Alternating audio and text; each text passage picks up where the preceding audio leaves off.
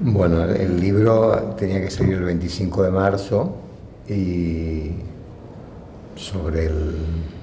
decidimos que no lo sacábamos porque ya no había librerías, claro.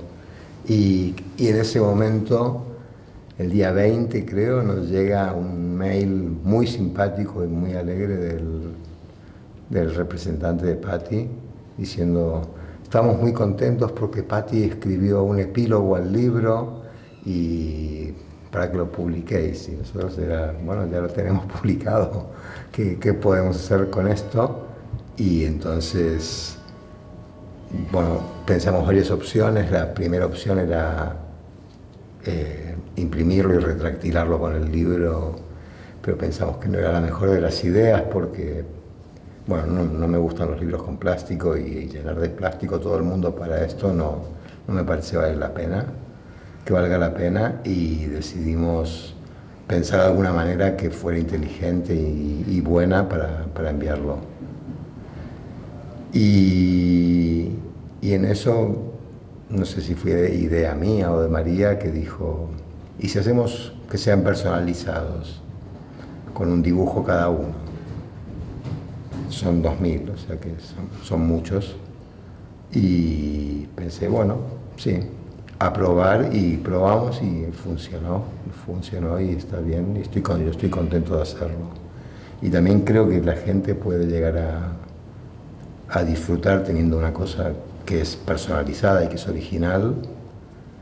Y yo, por otro lado, estoy haciendo un trabajo que me interesa particularmente también.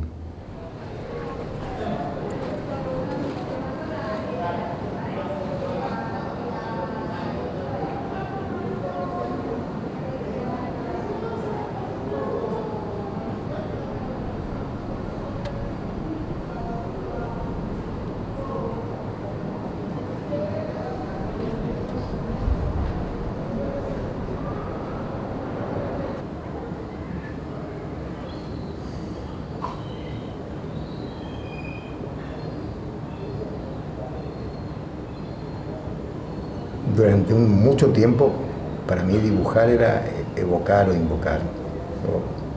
Una cosa estaba entre ahí, entre esas dos cosas. Y la evocación siempre era de algo que había pasado, de alguien que había pasado. Cuando hago una mancha, si veo una figura, intento ir hacia ella. Normalmente intento no ir hacia ella. Si la veo, al momento de verla, es cuando paro, cuando está. Pero si no, intento llevarlo. Y si no llego, lo quito y lo tiro y hago otro.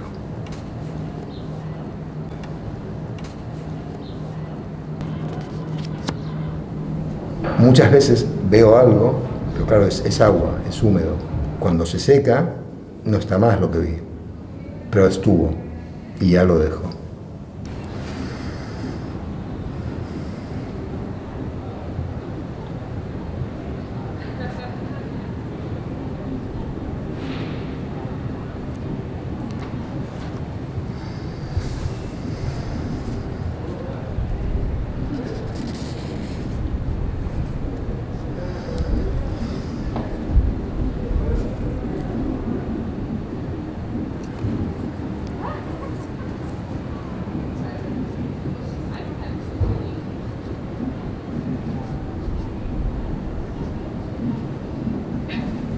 Gran parte de la inspiración del comienzo del trabajo fue pensar en por qué Patti nos hablaba de la Nieve Mystic, y pensar en la cara de la Nieve Mystic.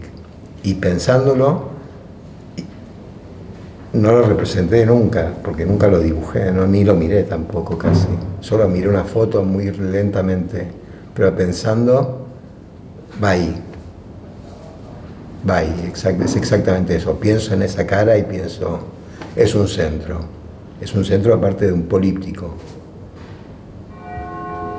La historia es que este cuadro fue restaurado y descubrieron que la cara que tenía en origen era humanoide, no era un animal.